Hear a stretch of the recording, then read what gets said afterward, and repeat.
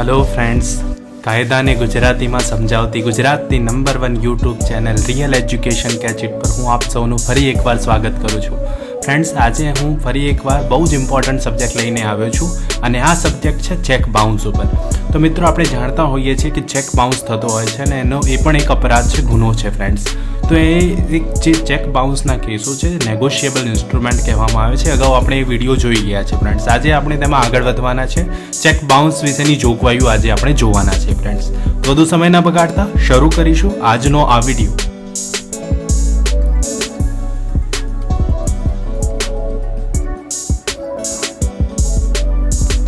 તો ફ્રેન્ડ્સ, આજે આપણો જે સબ્જેક્ટ છે તે છે નેગોશિયેબલ ઇન્સ્ટ્રુમેન્ટ એક્ટ 1881.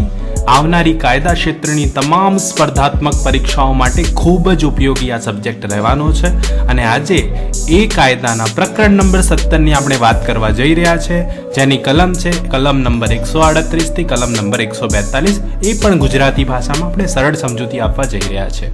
તો વિડીયોને શરૂ કરતા પહેલાં જે લોકો અમારી આજને આ વિડીયો પર નવા છે તે લોકો જલ્દીથી જલ્દી રેડ બટન પર ક્લિક કરીને અમારી ચેનલને સબસ્ક્રાઇબ કરે અને વિડીયોને જલ્દીથી જલ્દી લાઇક કરશો ફ્રેન્ડ્સ. તો શરૂ કરીએ આજનો આ વિડીયો અને આપણે જોવાના છે આ કાયદાની કલમ નંબર 138 થી કલમ નંબર 142, જે આ કાયદાનું હાર્ટ છે એમ કહીએ તો પણ ચાલે. આ કાયદા માટે મોસ્ટ ઇમ્પોર્ટન્ટ સેક્શનો આ વાત કરવા જઈ રહ્યો છું અને તેમાંથી પૂછાતા પ્રશ્નો વિશે પણ વાત કરીશ. એ માટે એન્ડ સુધી આ વિડીયો જોજો ફ્રેન્ડ્સ. તો શરૂ કરીશું આજનો આ વિડીયો. તો ફ્રેન્ડ્સ, આપણે ચેપ્ટર નંબર 17 વાત કરવા જઈ રહ્યા છે of penalties in case of dishonour certain cheques for insufficiency of funds in the accounts. હવે જે ચેક બાઉન્સ થાય છે, ઇનસફિશિયન્ટ બેલેન્સ નથી હોતું ખાતામાં અને ડિસઓનર જે ચેક થાય છે તેની જોગવાઈ સ્ટાર્ટ થાય છે અહીંયાથી. પેનલ્ટીઝ, પિનલ પ્રોવિઝન છે, સજાની જોગવાઈઓ છે. કલમ નંબર 138 મોસ્ટ ઇમ્પોર્ટન્ટ. કોઈ પણ પરીક્ષા હોય એમાં આ પ્રશ્ન પૂછાય જ છે કલમ નંબર 138 માંથી. તો ખાસ ધ્યાન આપજો. જ્યાં જ્યાં મેં રેડ વર્ડ કરેલા છે તેના પર બહુ જ ફોકસ કરજો, ત્યાંથી MCQ બનતા હોય છે. સ્ટાર્ટ કરીશું કલમ number 138. Dishonour of cheque for insufficiency etcetera of funds in the account. ખાતામાં ઇનસફિશિયન્ટ બેલેન્સ છે અને તેનાથી જે ચેક ડિસઓનર થાય છે તેની જોગવાઈ કરવામાં આવી છે. Where any cheque drawn by a person, કોઈ ચેક જે છે શું કરે છે, વ્યક્તિ લખે છે on an account maintain by him with a banker. On account maintain by him, એનું એકાઉન્ટ જે બેંકમાં છે તે બેંકનું cheque for payment of any amount of money, any amount કોઈ પણ રકમ to another person from out of that account for the discharge. શાના માટે? ડિસ્ચાર્જ માટે. In whole or in part, આ બહુ જ ઇમ્પોર્ટન્ટ. સમગ્ર અથવા તેનું એક part of any debt or other liability is return by the unpaid. Return કરી દે છે બેંક અનપેડલી. either because of amount of money standing in the credit of that amount is insufficient to honor the check. Balance નથી, ઇન્સફિશિયન્ટ balance એટલે એને પાછું કરવામાં આવે છે. ઓર that it exceeds the amount arranged to be paid from that account by an arrange made with the bank. એટલે શું કહે છે કે કદાચ ચેકમાં શું છે 50,000 લખેલા છે પણ એકાઉન્ટમાં તો માત્ર 20,000 છે. એટલા માટે such person shall be deemed to have committed an offence. આવી વ્યક્તિએ શું કર્યું છે? ગુનો કર્યો છે આ કલમ હેઠળ. without prejudice to any such other provision of this act be punished with imprisonment for a term which may be extended to for 2 years. 2 વર્ષની સજા થશે અથવા તો દંડ થશે which may extend to twice the amount of the check, twice amount of the check અથવા તો બંને. આ રીતે સજાની જોગવાઈ છે આપણે પૂછાય છે. તો કલમ નંબર 138, ખાતામાં ઇનસફિશિયન્ટ બેલેન્સ છે, ચેક ડિસઓનર થાય છે અથવા ચેકમાં રકમ વધારે છે, એકાઉન્ટમાં એટલું બેલેન્સ નથી, ચેક ડિસઓનર થાય છે, તો આવી વ્યક્તિએ શું કર્યું છે? ઓફેન્સ કમિટ કર્યો છે અને ઇમ્પ્રિઝનમેન્ટ થશે એને 2 વર્ષ સુધીની અથવા તો એને ફાઇન થશે, દંડ થશે to the twice of the check. Check amount જે લખેલી છે તેના બમણા એને શું થશે? ફાઇન થશે અથવા તો એ બંને સજાઓ થઈ શકે છે. આ જે છે જોગવાઈ કલમ નંબર 138ની. એમાં ડિટેલમાં હજુ જોઈશું ફ્રેન્ડ્સ. હવે આ કલમમાં ફ્રેન્ડ્સ પ્રોવાઇઝો આપવામાં આવ્યો છે. Provided that nothing contain in the section shall apply unless the cheque has been presented to the bank within a period of 6 months from the date on which it is drawn or within the period of its validity whichever is earlier.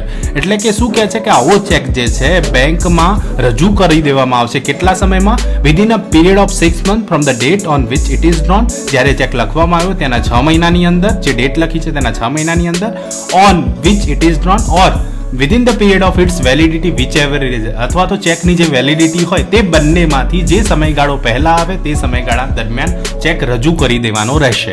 બીમાં એવી જોગવાઈ છે કે the payee or the holder in due course of cheque as the case may be makes a demand for the payment of the said amount of money by giving a notice in writing. શું કરશે?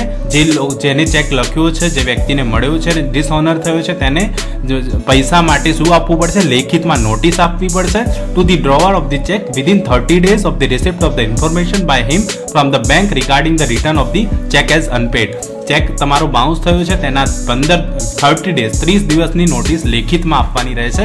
એ પ્રોવાઇઝો છે, આ strictly follow કરવું પડે. Negotiable ઇન્સ્ટ્રુમેન્ટમાં આ follow ના કરીએ તો આ જોગવાઈઓ લાગુ પડશે નહીં. તો આ બે વસ્તુ અહીંયાથી યાદ રાખવાની. એમસીક્યુ ઘણી વાર પૂછાતા હોય છે. હવે છે ફ્રેન્ડ સી માં જોગવાઈ કરવામાં આવી છે. The drawer of such cheques fails to make the payments of the said amount of money to the payee or as the case may be to the holder in due course of the cheques within 15 days of the receipt of the said amount. Swift notice. હવે notice જે આપવામાં આવે છે તે notice આપ્યાના હોલ્ડરને કેટલો સમય આપવામાં આવશે? જેને ચેક લખ્યો તો એને સમય આપવાનો રહેશે 15 days. મોસ્ટ ઇમ્પોર્ટન્ટ પ્રશ્ન, એમસીક્યુ પૂછાય છે. એટલે 15 દિવસની અંદર એને સમય આપવાનો રહેશે. 15 દિવસમાં તમારે પૈસા આપી દેવા, નહીં તો હું કોર્ટમાં 138 હેઠળ કેસ કરીશ. ક્લિયર છે? એક્સપ્લેનેશન આપવામાં આવ્યું છે. For the પર્પસીસ of this section ડેપ્ટ of other liability means legal એન્ફોર્સિબલ ડેપ્ટ or other liability. Illegal નહીં, લીગલ એન્ફોર્સિબલ ડેપ્ટ. લીગલી લેણું હોય તેની વાત કરવામાં આવી છે. આગળ વધીશું ફ્રેન્ડ્સ. આગળ જોઈ ગયા આપણે કલમ નંબર 138, એના પ્રોવાઇઝો ABC. બહુ જ સિમ્પલી એમસીક્યુ ઘણી વાર પૂછાતા હોય છે. હવે 139 પણ બહુ જ ઇમ્પોર્ટન્ટ છે. 139 શું કહેવા માંગે છે? તો 139 કહે છે કે presumption in favour of holder. આ કાયદો હોલ્ડરના ફેવરમાં પ્રિઝમ્પશન કરશે, પૂર્વધારણા કરશે, ધારી લેશે, માની લેશે. શું માનશે? કે જેની પાસે ચેક છે, જેને લખીને આપ્યો છે જે વ્યક્તિને, હોલ્ડર, એની ફેવરમાં પ્રિઝમ્પશન થશે. શું કહે છે? It shall be presumed unless the contrary is proved. Court એવું માની જ લેશે જ્યાં સુધી વિરુદ્ધનું ના પ્રૂવ થાય ત્યાં સુધી that the holder of a check receive the check of the nature referred to in section 138. એટલે કે જે હોલ્ડર છે તે સેક્શન 138 હેઠળ એને ચેક રિસીવ કર્યો છે તે નેચરનો જ છે. For the discharge in whole or in part of any ડેપ્ટ ઓર અધર લાયબિલિટી. ઓકે, તો 138 હેઠળ જે ચેક આપવામાં આવે તે ચેક છે. પ્રિઝમ્પશન એવું કરી લે છે કોર્ટ, માની લે ઇટ શેલ બી પ્રિઝ્યુમ છે. એટલે ફેવર ઓફ હોલ્ડરની ફેવરમાં પ્રિઝમ્પશન જશે જ્યાં સુધી વિરુદ્ધનું સાબિત ન થાય ત્યાં સુધી. તો આ થઈ કલમ નંબર 139 ની વાત. આગળ વધીશું. હવે છે ફ્રેન્ડ્સ 140. સેક્શન નંબર 140 જણાવે છે કે defence which may not be allowed in any prosecution under section 138. 138 નો કેસ થઈ ગયો તો પછી હવે ડિફેન્સ કયો નહીં લઈ શકાય, કયો કોર્ટ અલાઉ નહીં કરશે તેની વાત કરવામાં આવી છે. સામાવાળો જેને ચેક લખ્યો છે તે કોર્ટમાં આવશે તો એ કયો ડિફેન્સ નહીં લઈ શકે ફ્રેન્ડ્સ? તો it shall not be a defence in a prosecution for an offence under section 138 that the drawer had no reason to believe when he issued the check. કે જે વ્યક્તિએ ચેક લખ્યો છે તેની પાસે એવું કોઈ કારણ નથી, માનવાને કોઈ કારણ નથી કે તેને આવો ચેક લખ્યો છે. that the check may be dishonored on presentation for the reason stated in the section. એટલે કે આ એવો ડિફેન્સ નહીં લઈ શકે કે મેં આ જાણી જોઈને ચેક નથી લખ્યો અથવા હું જાણતો નથી આ ચેક વિશે, એવો કોઈ જ એવું, અને એ જાણતો નહોતો કે ચેક ડિસઓનર થઈ શકે, એવો કોઈ ડિફેન્સ લઈ શકાશે નહીં. એ જણાવે છે સેક્શન નંબર 140 ડિફેન્સની વાત કરે છે. 139 શાની વાત કરે છે? પ્રિઝમ્પશનની વાત કરે છે. ઓકે, આગળ જઈશું મિત્રો. અમારી ચેનલને સબસ્ક્રાઇબ કરો, બેલ આઇકોનને ક્લિક કરો જેથી નવા વિડીયો હું લાવું તો આપ સુધી ઝડપથી પહોંચી શકું. ખૂબ ખૂબ ધન્યવાદ. તો ફ્રેન્ડ્સ હવે છે section number 141, offences by companies. Company દ્વારા આવા 138 જે ચેક રિટર્નના બાઉન્સના કેસો થતા હોય છે તેના વિશેની જોગવાઈ. If the person committing an offence under section 138 is a company. 138 હેઠળ જો કોઈ વ્યક્તિ આવો ગુનો કરે છે અને જો તે કંપની છે, every person who at the time of offence was committed, જ્યારે આવો ઓફેન્સ કમિટ કરવામાં આવ્યો ત્યારે કંપની સાથે જોડાયેલ દરેક વ્યક્તિ was in charge of and was responsible to the company for the conduct of the business of the company as well as the company shall be deemed to be guilty of the offence and shall be liable to be proceed against and punished accordingly. શું કહે છે? તો આવું દરેક વ્યક્તિ એની business, કંપનીના business હેઠળ કૃત્ય કરેલું હોય અથવા તો આવી સાથે સાથે company shall be deemed to be guilty of the offence, આ ઓફેન્સ હેઠળ ગિલ્ટી સાબિત થશે and shall be liable to be proceed against and punished accordingly. એ રીતે એમને સજા પણ થશે અને એમની વિરુદ્ધ આવી પ્રોસિડિંગ્સ પણ ચાલશે. આ વાત કરે છે સેક્શન નંબર 141 કંપની વિરુદ્ધના ગુનાઓ વિશે. આ કંપની વિરુદ્ધના ગુનાઓ વિશે પ્રોવાઇઝો આપવામાં આવે છે કે provided nothing contain in the subsection shall render any person liable to punishment if he proves that the offence was committed without his knowledge or that he had exercised all due diligence to prove the commission of such offence. શું કહે છે કે પ્રોવાઇઝો એવો આપવામાં આવે છે કે અહીંયા એક બચત રાહત આપવામાં આવી છે કે જ્યારે આવી કંપનીનો વ્યક્તિ એવું સાબિત કરે કે any person liable to punishment if he proves that, એવું સાબિત કરે તે offence was committed without his knowledge, એને જાણમાં નહોતું, નોલેજ નહોતું, એનો ઓફેન્સ થઈ ગયો છે, or that he had exercise all due diligence to prevent the commission of such offence, અથવા તો તેને એના કૃત્ય કરેલા હોય કે જેથી આ ગુનો થતો અટકાવી શકતો હોત એવા પ્રયત્નો કરેલા હોય એવું સાબિત કરે તો આ પ્રોવિઝન ત્યાં લાગુ પડશે નહીં. ફર્ધર પ્રોવાઇઝો આપવામાં આવે છે કે where a person is nominated as a director of a company by virtue of his holding any office or employment in the central government or state government or a financial corporation owned or controlled by the central government or the state government as the case may be, he shall not be liable to prosecution under this chapter. શું કહે છે કે જ્યારે કોઈ વ્યક્તિ nominated હોય, director હોય એવી કંપનીનું તો જેનું એમ્પ્લોયમેન્ટ શું હોય, સેન્ટ્રલ ગવર્મેન્ટ હોય, સ્ટેટ ગવર્મેન્ટ હોય, ફાઇનાન્શિયલ કોર્પોરેશન હોય કે જે સ્ટેટ ગવર્મેન્ટ અથવા સેન્ટ્રલ ગવર્મેન્ટથી ચાલતી હોય, ત્યારે તેની વિરુદ્ધ આ ચેપ્ટરની પ્રોસિક્યુશન, આ ચેપ્ટર હેઠળ પ્રોસિક્યુશન લાદી શકાશે નહીં, લાયેબલ નહીં થાય, શેલ નોટ બી લાયેબલ. ઓકે, તો આ વાત થઈ આપણી સેક્શન નંબર 141 કંપની વિશેની વાત કરીએ છીએ આપણે. માં સબસેક્શન 2 આપવામાં આવી છે. Notwithstanding anything contain in subsection 1 where any offence under this act has been committed by a company and it is proved that the offence has been committed with the consent or convenience of or in attribute to any neglect of the part of any director, manager, secretary or other officer of the company, such director, manager, secretary or other officer shall also be deemed to be guilty of that offence and shall be liable to be proceed against and punish accordingly. શું કહે છે? Subsection 1 માં જે પણ કંઈ જણાવ્યું હોય, પણ જો સાબિત થઈ ગયું કે કંપનીના કોઈ ડાયરેક્ટર, મેનેજર, સેક્રેટરી, અધર ઓફિસર કે કોઈ પણ વ્યક્તિએ કન્સેન્ટથી, કન્વિનિયન્સથી, એટ્રીબ્યુટથી અથવા નેગ્લેક્ટના એમના ભાગરૂપે આવો ગુનો થયો છે તો તેમના વિરુદ્ધ પ્રોસિક્યુશન ચાલશે અને પ્રોસીડ થશે અને એમને સજા પણ થશે. એક્સપ્લેનેશન છે. For the purpose of this section, company means any corporate and includes a firm or other association individual. Director to partner in the firm. આ વાત થઈ એક્સપ્લેનેશન. હવે છે ફ્રેન્ડ્સ કલમ નંબર 142 કોગ્નિઝન્સ ઓફ ઓફેન્સ. કોગ્નિઝન્સની વાત કરવામાં આવી છે.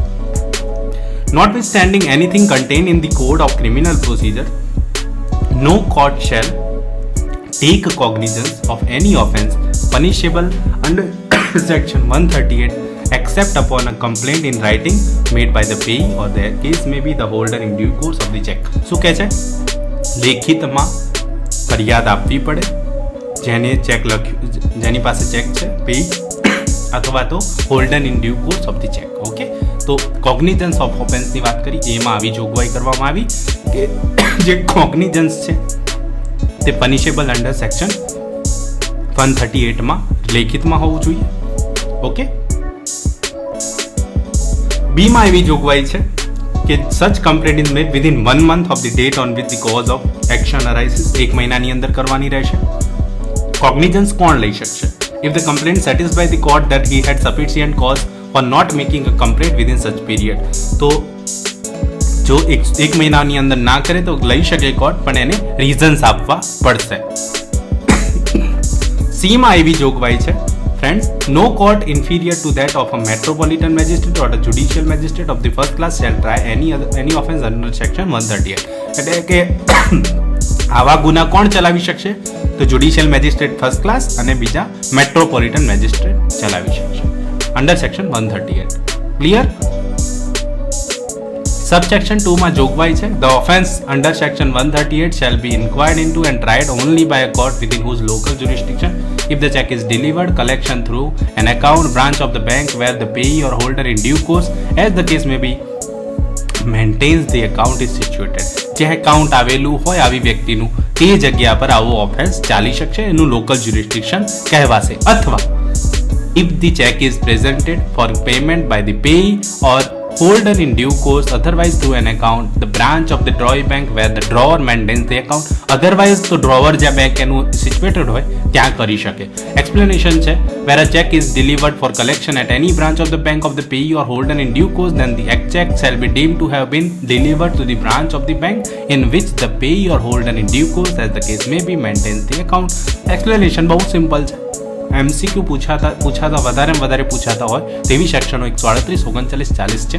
એના પર ખાસ ધ્યાન આપજો. આજનો આ વિડીયો સારું લાગ્યો હોય તો લાઇક બટનને ક્લિક કરજો ફ્રેન્ડ્સ. ચેનલ પર નવા હો તો જલ્દી રેડ બટનને ક્લિક કરી સબસ્ક્રાઇબ કરજો ફ્રેન્ડ્સ. ખૂબ ધન્યવાદ. ફરી મળીશું આવા જ નવા વિડીયો સાથે. ત્યાં સુધી જોતા રહો અમારી રિયલ એજ્યુકેશન કેચ ઇટ કાયદાની ગુજરાતની નંબર 1 યુટ્યુબ ચેનલ જોતા રહો. અમારી ચેનલને જોઈન કરવા માટે જોઈન બટન પર ક્લિક કરો. ફક્ત ₹89 પ્રતિ માસમાં જ્યાં લાઈવ લેક્ચર્સ પણ અવેલેબલ છે. ખૂબ ધન્યવાદ. ફરી મળીશું.